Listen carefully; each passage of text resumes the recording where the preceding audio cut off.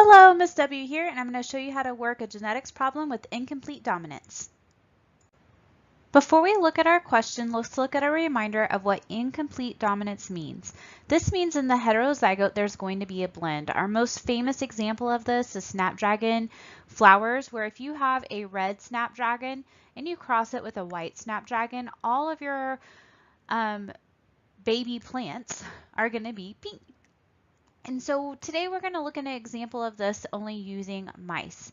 Mice show incomplete dominance in their fur color.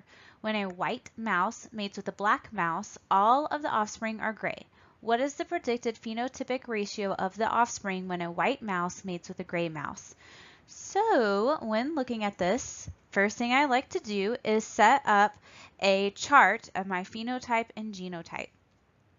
So in this case, I'm going to use bees to represent our alleles. A black mouse would have to be capital B, capital B.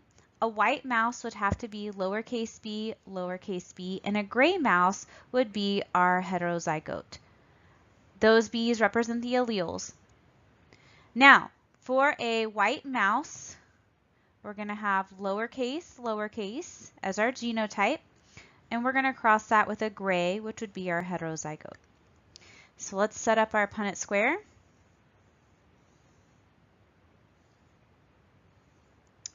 Remember, these are going to be separated into different gametes. So that's why we represent that over each row or column of the Punnett square.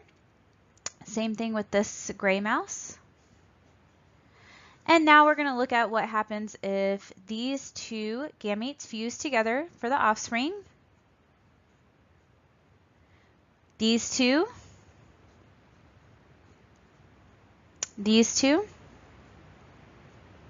and finally these two. So when we look at our results, we're going to see that, remember, our heterozygote is gray, so we're going to have 2 gray, and we're going to have 2 white offspring for a 50-50 ratio. Hope this helps.